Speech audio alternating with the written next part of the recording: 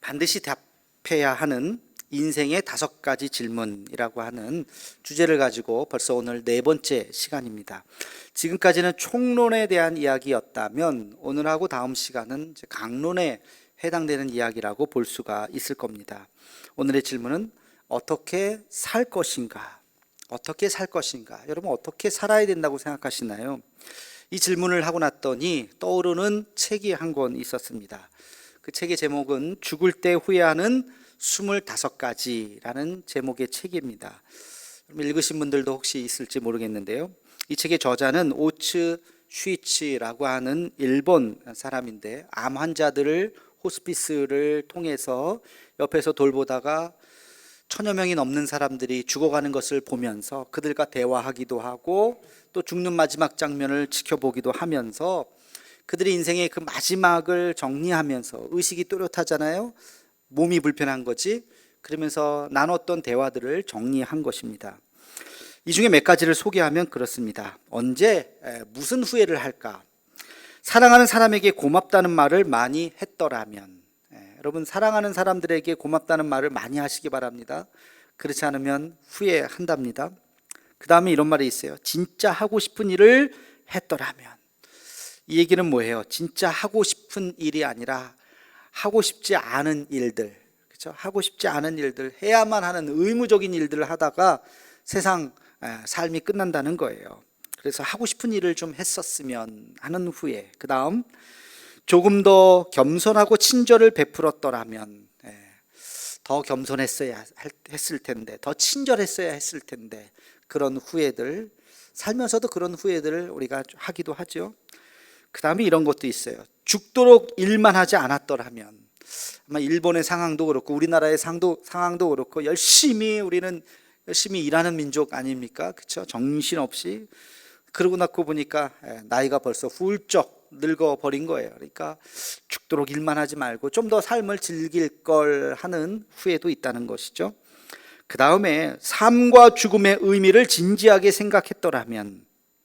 이것도 참 의미가 있어요. 살아가면서 우리가 삶과 죽음의 의미를 진지하게 생각할 때가 생각보다 많지 않아요. 그냥 정신없이 살아갈 때가 많다는 거예요. 우리 10월 한 달은 삶과 죽음에 대한 의미를 지금 이 말씀을 통해서 우리가 생각하는 시간이라고 생각합니다. 여러분 삶이 무엇이고 죽음이 무엇이고 죽음 이유가 무엇인지 이 10월 한 달, 우리 전도의 달, 이 말씀을 통해서 스스로들 한번 다시 더 깊게 생각하는 시간이 되기를 바랍니다.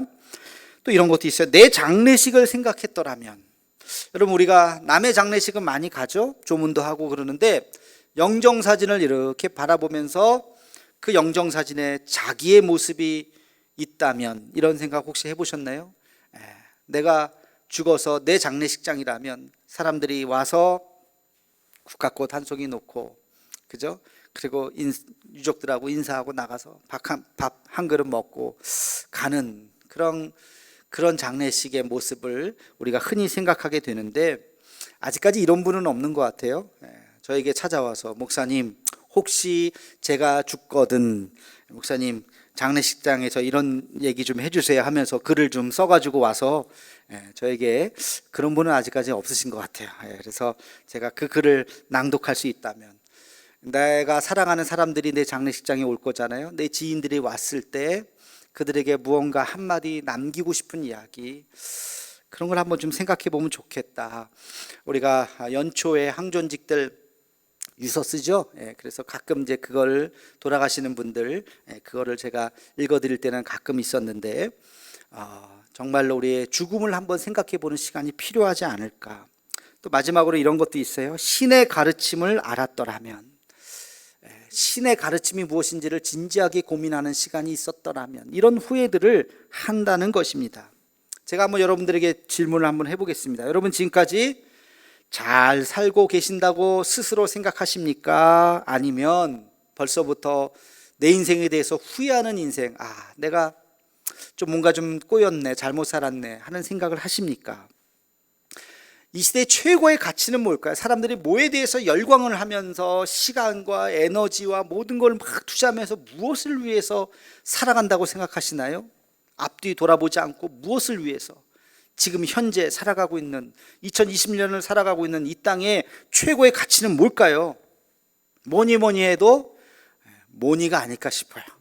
사람들이 돈을 위해서, 그렇죠? 돈 벌기 위해서 영혼까지 팔 기세로 살아가는 것은 아닌가. 돈을 위해서는 자기의 신념 따위는 던져버리죠. 남을 배신하기도 하고 불법을 행하고 감옥에 가는 것도 감수하고 돈을 위해서는 살아가는 것이 아닌가. 심지어는 가끔 뉴스에 나오죠. 보험금을 타기 위해서는 자기의 주변에 있는 사람들, 심지어는 자기 가족들까지 죽이면서 보험금을 노리는 사람들도 있다는 뉴스를 접할 때마다 참 이 시대가 이런 시대구나 하는 것을 생각하게 됩니다. 그런데 그런 온갖 방법을 다 동원해서 수십억, 수백억, 수천억을 벌면 행복할까? 자기 인생의 마지막 그날, 야, 내 인생 참 멋지게 살았네, 잘 살았네, 후회 없이 살았네 라는 생각을 과연 할까요? 그렇지 않겠죠. 그렇게 돈만을 위해서 살다가 자기 인생의 마지막 그 순간 아마도 뭔가 아쉽다, 잘못 살았구나, 슬피 울며 이를 갈미 있지 않을까 싶은 생각이 듭니다. 제가 목회를 이렇게 짧은 삶이지만 하면서 많은 사람들을 만나는 직업이잖아요. 부자도 만나고 가난하신 분들도 만나고 이런 직업 저런 직업도 만나고 이야기를 하다 보면 돈에 관련해서 한 3가지 정도 정리해 볼 수가 있을 것 같아요. 첫째는 돈이 많거나 적거나 걱정이 없는 사람은 없더라 하는 거예요. 여러분, 돈 많으면 아무 걱정 없을 것 같죠? 아니에요. 돈 많으면 또 걱정이 있어요. 그 안에서 또 걱정이 있어요. 걱정이 없는 사람이 없어요. 또 2번째는 돈이 해결해 주지 못하는 것이 생각보다 많더라 하는 거예요. 가난하신 분들은 돈만 있으면 다 해결될 거라고 생각하죠. 그런데 부자들에게 물어보세요. 아이고, 돈이 해결해 주지 못하는 게 많아요. 로또 당첨되면 이혼부터 한다는 얘기가 있잖아요. 왜 로또 당첨되면 이혼을 하려고 하는, 이 관계라는 거, 부모 자식 간에, 부부 간의 관계라는 거 돈으로 해결할 수 없는 거예요. 3번째는요, 돈 때문에 생긴 행복은 오래가지 못하더라는 것입니다. 여러분, 돈을 많이 벌어서 자식한테 수십억을 남겨주고 싶으시죠? 자식들이 그걸 받으면 좋아하겠죠. 우리 엄마 최고야, 우리 아빠 최고야 하겠죠. 근데 그것은 오래가지 못해요. 돈 때문에 생긴 행복은 오래가지 못하는 것입니다. 여러분, 물론 가난하면 힘들고 고생할 수 있어요. 그러나 그것을 극복해 나가는 과정이 우리에게 기쁨과 행복을 줄 수 있다는 사실을 잊지 않으시기를 축원합니다. 우리가 기억하는 것이 있습니다. 기억해야 되는 것은 돈은 수단이지 목적이 아니라는 거예요. 여러분, 돈은 수단이에요. 돈 자체가 목적이 되어서는 안 되는 것입니다. 돈을 위해서 산다면 반드시 어느 순간 후회할 때가 있다는 것입니다. 어떤 사람들은 이렇게 이야기할 거예요. 한 번뿐인 내 인생, 내 마음대로 내 뜻대로 살아간다는데 누가 뭐라 그래? 그래요. 자기 인생이고 자기가 알아서 사는 거예요. 근데 자기 마음대로 자기가 하고 싶은 대로 살았을 때 과연 이 세상을 떠나는 그 순간 정말 후회 안 할 자신 있으십니까? 내가 잘 살았다, 사람들에게 박수 받으면서 떠날 자신 있으십니까? 그렇지 않을 수 있다는 것입니다. 하나뿐인 인생, 그러면 우리가 고민해야 됩니다. 어떻게 살 것인가? 어떻게 살아야지 이 세상을 떠나가는 날 내 자신도 후회하지 않고 내 주변에 있는 사람도 참 멋진 분이셨다, 참 훌륭한 분이셨다, 박수 받으면서 우리가 떠날 수 있을까? 이 질문을 우리는 해봐야 되는 것이죠. 여러분, 이 질문은 이렇게 바꿀 수도 있어요. 여러분의 삶의 목표가 무엇입니까? 삶의 마지막 최종 지향점이 무엇입니까? 무엇을 위해서 사십니까? 하는 질문이에요. 아이들 비유로 한번 이야기를 해보겠습니다. 여러분, 내일이 영어 시험이다 그러면, 선생님이 내일이 영어 시험 본다 그러면 오늘 뭘 해야 될까요? 대답을 해보세요. 내일 영어 시험이다 그러면 오늘 뭘 해야 돼요? 영어 공부해야죠. 내일 영어 시험인데 오늘 영어 공부해야지. 오늘 수학 공부하면 돼요, 안 돼요? 그런 사람이 어디 있어요? 그 멍청한 아이가 어디 있겠어요? 내일 수학 시험이다 그러면 오늘 열심히 수학 공부를 해야 되고, 내일 영어 시험이면 자기가 열심히 영어 공부를 해야지. 내가 지금 수학 문제를 풀면서 100문제, 200문제를 풀면서 밤새도록 수학 문제를 풀어도 돼요, 안 돼요? 안 돼요. 어리석은 사람이에요. 영어 시험을 보니까 영어 공부를 해야 되는 거고, 수학 시험 보면 수학 공부를 해야 되는 거예요. 여러분, 공부 잘하는 아이들은요, 선생님이 무슨 시험 문제를 내나를 잘 파악해서 출제 경향을 분석해서 공부하죠. 그렇죠? 그러면 공부 잘하는, 시험에 고득점을 맞을 수 있는 비결입니다.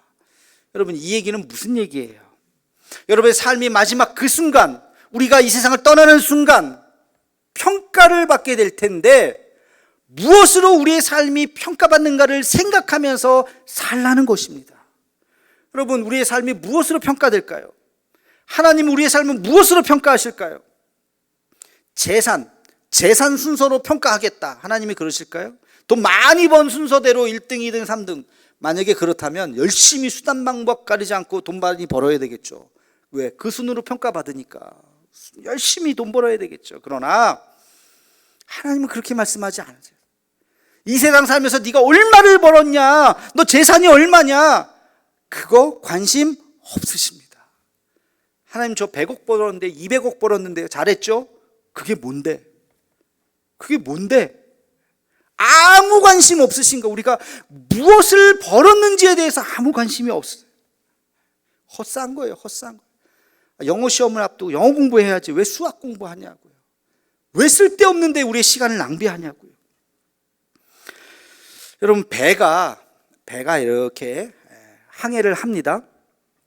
망망대해에서 아무 데나 막 가는 것 같죠. 기차는 레일 위를 가요. 1cm도 밖으로 가면 탈선을 해요. 그죠?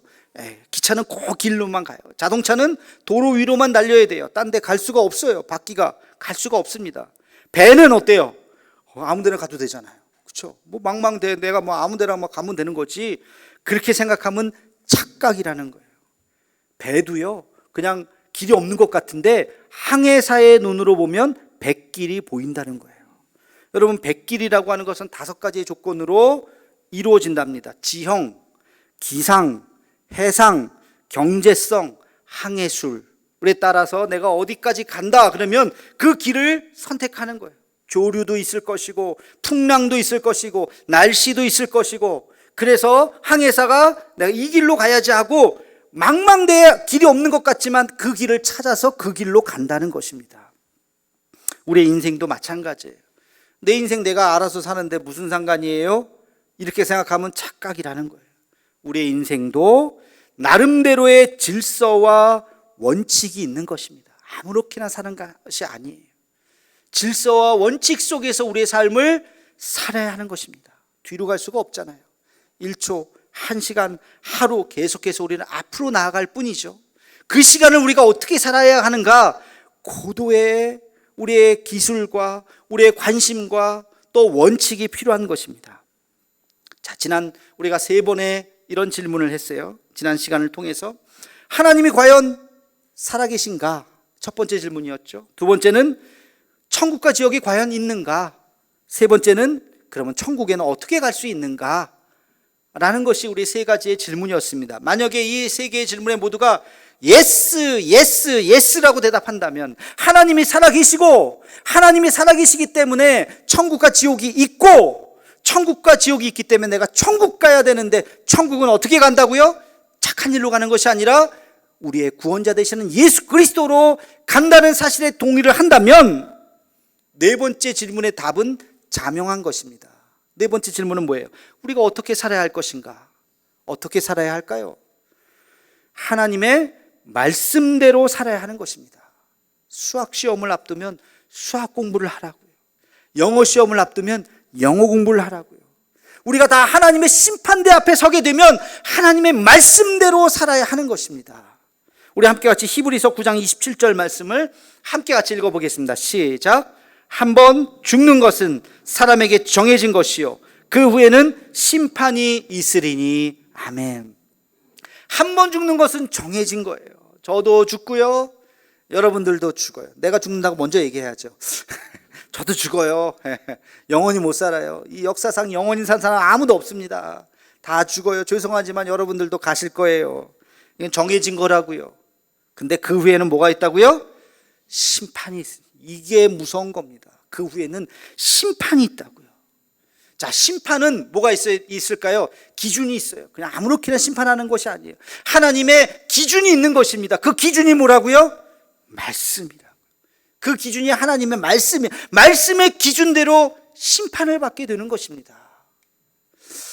김연아 선수 같은 분이 이렇게 피겨 스케이팅을 막 해요. 거기 올림픽에 막 결승에 올라오는 선수들 가끔 보시죠? 보면 제 눈으로 보면 다 잘하는 것 같아요. 이걸 어떻게 점수를 매기라는 거야? 빙글빙글 다 돌고 막 하면, 야, 아까도 잘했는데 이 친구도 잘하고 다 잘하네. 근데 전문가의 눈으로 딱 보면 어때요? 점수가 탁 나오죠. 회전수 부족, 거꾸로 돌았네, 저렇게 해야 되는데, 연기력 부족. 우리 눈에는 안 보여요. 그게 다 잘하는 것 같아요. 근데 전문가의 눈으로 딱 보면 이거 감점 점수가 쫙 공개돼요. 아까 한 사람하고 지금 한 사람하고 똑같은 것 같은데 1점, 2점씩 막 차이가 나요. 그죠? 전문가의 눈에는 보인다고요. 여러분, 우리의 삶도 우리가 볼 때는 몰라요. 다 근사하신 분들 같아요. 다 멀쩡하시고 다 훌륭하신 분인 것 같아요. 그러나 하나님의 말씀의 기준으로 딱 잣대를 놓고 보면 하나님께서 저렇게 살면 안 되는데, 저 가식인데, 저 위선인데, 저거 교만인데, 하나님께서 그렇게 우리의 점수를 매기실 수 있다는 거예요. 감점. 심지어는 쟤는 안 되겠다, 그럴 수도 있어요. 이게 하나님의 말씀의 기준으로 우리의 삶을 다시 한번 볼 수 있어야 됩니다. 여러분, 오늘 본문 말씀을 우리 함께 같이 읽어보겠습니다. 로마서 12장 2절 말씀입니다. 함께 같이 읽겠습니다. 너희는 이 세대를 본받지 말고 오직 마음을 새롭게 함으로 변화를 받아 하나님의 선하시고 기뻐하시고 온전하신 뜻이 무엇인지 분별하도록 하라. 아멘. 여러분, 이 말씀이 오늘 질문에 대한 딱 맞는 답입니다. 어떻게 살 것인가? 이 말씀을 기억하면 돼요. 이 말씀에 보면 세 가지의 조건이 나오고 세 가지의 그 결과가 나옵니다. 세 가지의 조건이라는 것은 뭐야? 이 세대를 본받지 말아라, 마음을 새롭게 하라, 그리고 변화를 받으라 라는 이 세 가지입니다. 자, 우리 하나씩 한번 좀 보겠습니다. 첫 번째, 이 세대를 본받지 말아라. 여러분, 지금 이 세대는 어떤 시대입니까? 우리가 느낄 거예요. 지금 이 시대를 살아가고 있는, 이 세상을 살아가는 사람들의 가치관이 뭔지 느끼실 겁니다. 세 가지로 요약할 수가 있어요. 첫 번째는 물질 만능주의 세상이라는 거예요. 그렇죠? 돈이면 모든 것이 해결된다고 믿는 사회가 되어 버렸어요. 돈이 목적이 되어 버렸어요. 돈을 벌기 위해서는 뭐든지 한다니까요. 그런 세상. 문제는 뭐냐? 거기에 우리도 모르게 물들고 있다는 것입니다. 돈이 목적이 아니라 돈은 뭐라고요? 수단이라고요. 뭐가 목적이 되어야 될까요? 사람이 목적이 되어야죠. 사람을 위해서 돈이 필요한 것이지, 돈을 위해서 사람이 도구가 되면 장기 밀매하는 거예요. 여러분, 오징어 게임이라는 거 보셨는지 모르겠어요. 거기에 보면 장기 밀매 막 해요. 막 장기 뽑아다가 그런 장면이 막 나와요. 끔찍한 일들이 사회 도처에서 지금 벌어지고 있다는 거예요. 그래서는 안 되는 것입니다. 이게 지금 우리 시대에 살아가고 있는 사람들의 가치관이라는 거예요. 두 번째, 이 시대는 어떤 시대입니까? 외모지상주의예요. 외모지상주의. 외모를 꾸미는데 모든 것을 힘써요. 이것이 외모지상주의예요. 그러나 하나님은 외모를 보지 말고 무엇을 보라고 말씀하시나요? 중심을 보라. 눈에 보이는 것만 보지 말고 보이지 않는 것을 봐라. 외모라는 것이 생김새, 키, 몸무게만 얘기하는 것이 아니에요. 그 사람의 학벌, 그 사람의 재산, 그 사람이 무엇을 하고 있는지, 직업, 명함에 박혀있는 그 사람의 무슨 타이틀, 이게 다 외모라고요. 그거 하나님은 하나도 중요하게 생각하지 않는다고. 하나님은 중심을 보시는 하나님. 우리도 사람을 볼 때 인종이라든지 뭐 재산이라든지 이런 걸로 사람 평가하지 말고 영혼을 바라봐야 됩니다. 한 사람 한 사람을 소중히 여겨야 합니다. 이것이 성경적인 가치관인 것이죠. 세 번째, 이 세상은 어떤 시대인가? 결과지상주의 시대입니다. 결과지상주의. 과정은 필요 없어요. 결과만 좋으면 돼. 불법이든 뭐든 뭐 과정은 물어보지도 않아. 결과지상주의예요. 그러니까 대통령이 되겠다고 나오시는 분들도 뭐 도덕성, 아이고 뭐 그거 하여튼 결과 뭐 그게 매표 행위든지 돈으로 표를 사든 불법을 저지르든 어쨌든 간에 당선만 되면 다 그냥 끝나는 그런 사회를 만들면 안 되잖아요. 그렇죠? 하나님은 뭘 보실까요? 결과만 보실까요? 아니요. 동기와 과정을 보십니다. 동기와 과정. 왜 그 일을 하게 됐는지, 그 과정 속에서 얼마나 페어플레이를 했는지 과정을 보세요. 결과는 바뀌는 거예요. 잘 될 수도 있고 안 될 수도 있고. 아이가 열심히 공부했어요. 근데 성적이 안 나왔어요. 안 나올 수 있죠. 열심히 공부했는데. 근데 결과만 딱 보고 야, 너 성적 떨어졌네. 너 공부하는 척 하더니만 공부 안 했구나. 딴짓했구나. 이러면 돼요? 안 돼요? 안 돼요. 애를 망치는 거. 그러면 안 돼요. 너 열심히 했는데 열심히 해서 넌 100점이야. 점수 괜찮아. 다음번에 더 잘 될 거야. 너의 그 노력을 엄마도 알고 아빠도 알고 하나님도 아실 거야. 고생했다, 수고했다. 그래야지. 결과를 보고 너 이거 놀았구나 이러면 안 된다는 거예요. 여러분, 이 세상은 물질만능주의, 외모지상주의, 결과지상주의라고 하는 것이 우리도 모르게 이 세상에 깔려 있어요. 그러나 성경은, 하나님 믿는 사람은 물질만능주의가 아니라 뭐요? 사람을 중시하게, 돈보다 사람을. 외모지상주의가 아니라 마음과 중심을 볼 수 있는 눈이, 결과지상주의가 아니라 동기와 과정을 볼 수 있는 눈이 필요할 줄로 믿습니다. 그렇게 살아가는 우리가 되기를 주님의 이름으로 축원합니다. 자, 두 번째는 마음을 새롭게 하라 그랬어요. 너희는 이 세대를 본받지 말고 마음을 새롭게 함으로 그랬어요. 마음을 새롭게 한다는 게 뭘까요? 우리 마음의 방향을 바꾸는 것입니다. 삶의 궤도를 수정하는 것이에요. 여러분의 삶의 목표 지점을 수정해야 됩니다. 의사가 목표가 아니라 어떤 의사?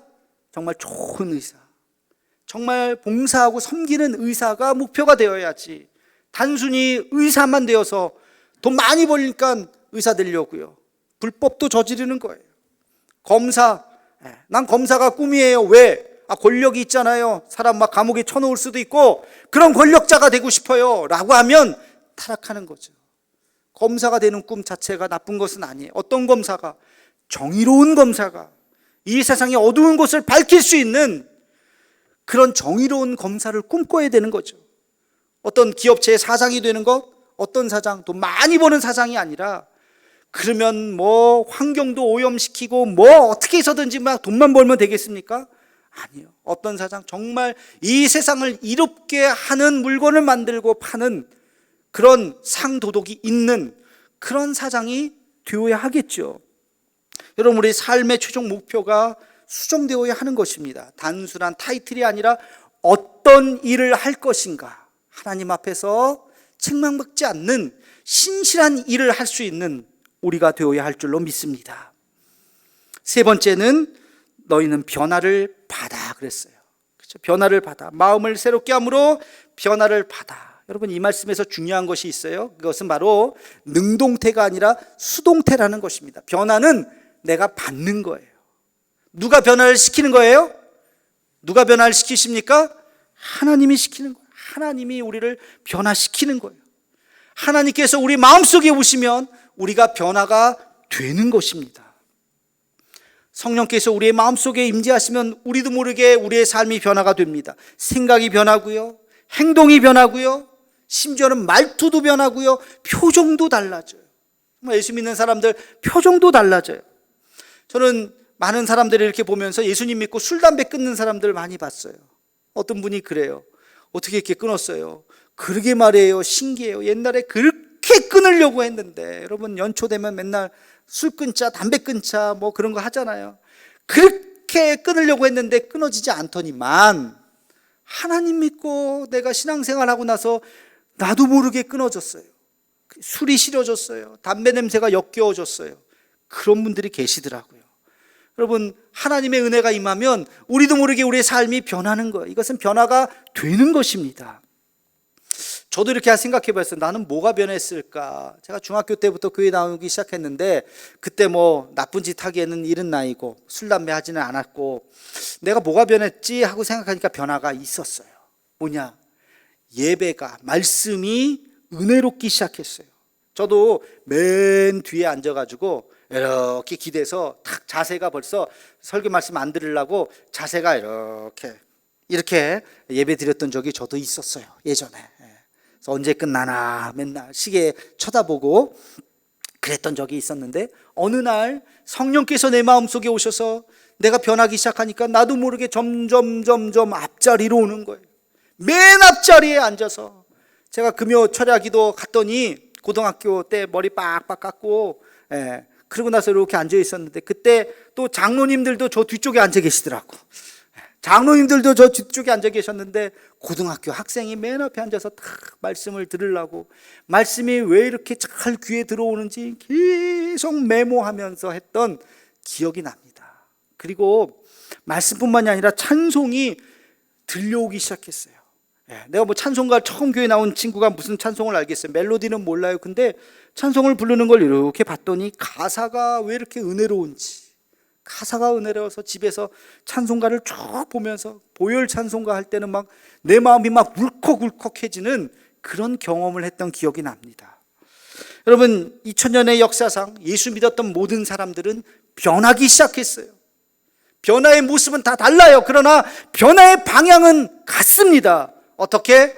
거룩하고 경건하게 그들의 삶이 변하기 시작했다는 거예요. 하나님 중심으로 변하기 시작했어요. 수많은 사람들이 그들의 삶이 변하고 하나님 앞에 나오기 시작했던 것입니다. 이것이 변화를 받아야 해요. 이 세대를 본받지 말고 마음을 새롭게 할 때 변화가 되면 그 다음에 어떻게 한다고요? 하나님의 선하시고 기뻐하시고 온전하신 뜻이 무엇인지 분별하라는 것입니다. 하나님의 선하시고 기뻐하시고 온전하신 뜻이 무엇인지 분별하는 것은 우리의 의지예요. 우리의 의지가 필요합니다. 하나님의 뜻이 어디 있는가를 분별해야 되는 것입니다. 하나님의 선한 뜻이 무엇인가를 고민하라는 거예요. 어떻게 고민할까? 제가 세 가지만 간단하게 말씀을 드릴게요. 우리의 노력이 필요합니다. 첫 번째는 어떤 노력이 필요할까요? 말씀을 읽어야 돼요. 말씀. 하나님의 선한 뜻이 무엇인가 그걸 어떻게 알아요? 내 머릿속에 나오는 것이 아니에요. 어디에 보면 알 수 있어요? 성경을 보면 알 수 있어요. 하나님이 기뻐하시는 것이 무엇인지, 하나님이 싫어하는 것이 무엇인지 성경을 보면 나와 있다고요. 성경을 한마디로 요약하면 수많은 사람들이 하나님을 만나서 변화된 이야기입니다. 하나님을 만나기 이전에 어떤 사람들은 욕심장이었고 이기적인 사람이었고 못된 사람이었고 심지어는 사람을 죽이는 사람이었고, 그러나 하나님을 만나고 그들의 삶이 변화되기 시작했습니다. 사명을 알기 시작했습니다. 그리고 그들이 하나님 앞에 쓰임받기 시작한 이야기가 바로 성경 속에 나와 있는 거예요. 그리고 우리도 그래야 하는 것입니다. 말씀 속에서 우리가 그것을 깨닫고 나에게 주신 사명이 무엇인지를 알고 하나님의 뜻이 무엇인가를 분별해 나가는 우리 모두가 되기를 주님의 이름으로 축원합니다. 자, 두 번째, 하나님의 뜻을 알기 위해서 우리는 뭘 해야 될까요? 기도해야 돼요. 기도는 하나님의 관점으로 세상을 바라보는 거예요. 하나님의 관점으로 나를 바라보는 것, 이것이 바로 기도입니다. 이것을 다른 표현으로 객관하라고 그래요. 나를 객관화하는 거예요. 나를 객관화할 때 보지 않았던 것이 보입니다. 들리지 않았던 것이 들립니다. 그리고 위축했던 나의 모습이 더 소중해지고 내가 더 강해질 수 있는 거예요.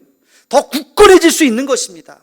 낙심한 사람이 하나님 앞에 나와서 주여 하고 기도하다 보면 하나님께서 우리를 일으켜 세우십니다. 할 수 있다 하는 강한 자신감이 생기는 거예요. 상처난 사람이 주님 앞에 나와서 주여 할 때 하나님께서 우리의 상처난 마음에 연고를 발라주시고 붕대로 싸매어 주십니다. 낫게 하십니다. 이제는 아프지 않아요. 이제는 괜찮아요. 하나님, 내가 괜찮습니다. 다시 한번 일어나겠습니다. 그렇게 말할 수 있는 것입니다. 시험에 떨어져서 포기한 사람, 절망에 빠진 사람이 주여 하고 하나님 앞에 나오면 하나님께서 그 손을 붙잡아 주십니다. 다시 할 수 있어. 다시 일어날 수 있어. 우리의 손을 붙잡으면서 일어나라 할 때 우리가 다시 일어날 수 있어요. 주님, 내가 다시 도전하겠습니다. 할 수 있습니다. 하나님이 나와 함께하면 내가 다시 도전할 수 있습니다. 그렇게 말하는 사람으로 변화가 되는 것입니다. 기도는 나보다 더 큰 나를 만드는 거예요. 왜소했던 나의 모습이 하나님의 사람으로 변해서 거인이 되는 것, 이것이 바로 기도의 능력인 줄로 믿으시기를 축원합니다. 하나님 믿는 사람, 예수 믿는 사람은 기도의 사람이 되어야 합니다. 세 번째, 우리가 어떻게 하나님의 뜻을 분별할 수 있을까? 그것은 바로 예배입니다. 예배. 말씀과 기도가 개인적인 영역이라고 한다면 예배는 공동체적인 영역이에요. 물론 혼자 예배 드릴 수도 있지만 대부분의 예배는 지금처럼 함께 모여서 예배 드리는 거예요. 예배는 정한 시간과 정한 장소가 있어요. 그래서 하나님 앞에 나오는 것입니다. 지금도 여러분 이 시간을 기억해서 이 장소에 나오셨잖아요. 물론 코로나 상황에서 어쩔 수 없이 스마트폰으로 나올 수가 없고 모일 수가 없기 때문에 그런 때도 있었지만 이것은 차선책이었고, 이제 백신들 맞으셨잖아요. 마스크 쓰고 방역 지침도 이제 많이 완화가 됐잖아요. 이제는 나오실 수 있잖아요. 그럼 나오셔야죠. 그게 핑계거리가 되어서는 안 돼요. 하나님이 정한 장소에 나와서 우리가 하나님 앞에 예배를 드려야 하는 것입니다. 예배는 하나님이 임재하시는 자리요, 예배는 하나님이 말씀하시는 자리요, 예배는 하나님께서 우리의 예배를 받으시는 영광의 자리인 줄로 믿으시기를 축원합니다. 예배는 그런 자리예요. 예배를 통해서 어떤 일이 일어납니까? 예배를 통해서 우리의 심령이 치유가 되고, 예배를 통해서 우리가 회복이 되고, 예배를 통해서 우리는 결단하고, 예배를 통해서 우리의 삶이 새로워지게 될 줄로 믿습니다. 그게 예배예요. 그러면서 우리의 눈이 밝아지고 분별력이 생기고 하나님의 뜻이 무엇인지를 알게 되는 것입니다. 하나님의 선하시고 기뻐하시고 온전하신 뜻을 알기 위해서 우리는 이 세 가지를 해야 돼요. 말씀을 보고 기도를 하고 예배를 드리는 것입니다. 자, 오늘 말씀을 정리해 봅시다. 오늘의 질문은 어떻게 살 것인가? 하나님을 믿는 우리가 어떻게 살 것인가? 이 세상 떠나가는 날 후회 없이 살자고요. 그리고 하나님의 눈으로 우리 삶을 평가하실 때 그 시험 과목에 맞는 준비를 하자고요. 엉뚱한 데 시간 보내지 말고, 영어 시험을 앞두고 수학 공부하지 말고, 엉뚱한 거 하지 말고, 하나님께서 기뻐하시는 것이 무엇이지, 하나님께서 온전한 것이 무엇인지 그것을 깨닫고 말씀과 기도로 예배를 통해서 하나님의 뜻을 깨닫고 그 음성 따라 살아가는 저와 여러분의 남은 여생이 되기를 주님의 이름으로 축원합니다. 기도하겠습니다.